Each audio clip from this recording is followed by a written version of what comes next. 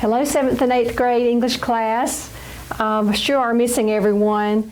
I sure am missing everyone for this class, but I was so excited about some of the drawings that came in for the illustration of the legend of Sleepy Hollow, the classic story that you read by Washington Irving. Let me show you some of the pictures that some of you did. This one is a picture of Ichabod Crane by Anna Crump. You'll notice his large feet here, skinny, flat head, long nose. He wasn't a good-looking guy, but you know, I kind of felt sorry for him by the end of the story. How about you?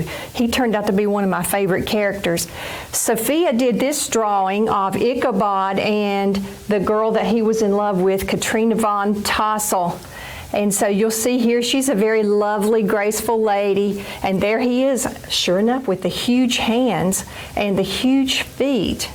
He was intelligent, he was musical, and one of the questions on your quiz that some of you missed, it said the mothers of the village did or did not like Ichabod Crane. They did. They did like Ichabod Crane, because on page 366 it said he found favor in the eyes of the mothers by petting the children, particularly the youngest. He would sit with the child on one knee and rock a cradle with his foot for hours, whole hours together. So he helped the mothers, and he actually stayed with families every week. He would switch families and live with families. That's the way the teachers had to do, according to this story by Washington Irving. Here's a nice picture that our Abby Crump did. This is Katrina von Tassel.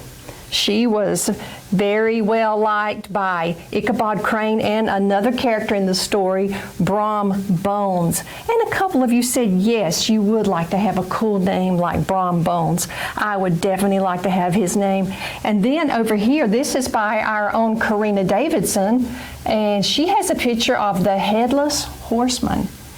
This was a legend that he would travel through the valley of Sleepy Hollow, and if he found someone out at night, he would throw things at them, maybe possibly even throw his head. So here's the horse, the fiery horse, and the sword in his hand. So Ichabod Crane had a big imagination, and he was always afraid of the Headless Horseman. Here is a nice sketch, I hope you can see it, of the Headless Horseman by Josiah. Josiah has the Headless Horseman with his torso and a fiery sword in his hand, a chain where he's swinging about. Looks like a jack-o'-lantern. Very scary picture right there. Elix Crump did one of Sleepy Hollow itself. He shows cemetery stones, jack-o'-lanterns. It says rest in peace, the legend of Sleepy Hollow. So thank you, Elix, all the kids who did these. And then Grayson also did a picture of the horse with the Headless Horseman swinging something in the air. Here's, looks like a crow, the moon at night, some other scary things, and then he's swinging something, but also he's holding his head in his other hand. So this is a story by Washington Irving. What's so great about it? Well, maybe you enjoyed it. It was kind of a fantasy, but I love the way he uses words.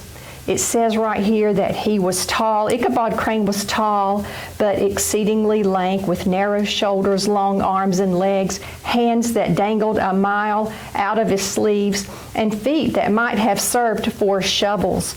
His whole frame most loosely hung together. His head was small and flat at the top, with huge ears, large green glassy eyes, and a long snipe nose, so that it looked like a weathercock perched upon his spindle neck to tell which way the wind blew. That's a long sentence, Washington Irving. So he knows how to use words. It's fun to read this good literature, and let's let the words kind of roll around in your mouth and think about them. And you want to enjoy the literature and the genius of these writers. So we see here on the board prepositional phrase, out of his sleeves. I won't write the whole sentence on the board, but it said his hands dangled out of his sleeves. Out of his sleeves is your prepositional phrase. And then it said he might have used his feet for shovels, another prepositional phrase here. So, you know, we won't get to all of our stories in literature, but you'll have your books with you this summer, and I hope you'll take the time to enjoy your full education this summer and go ahead and read all these stories.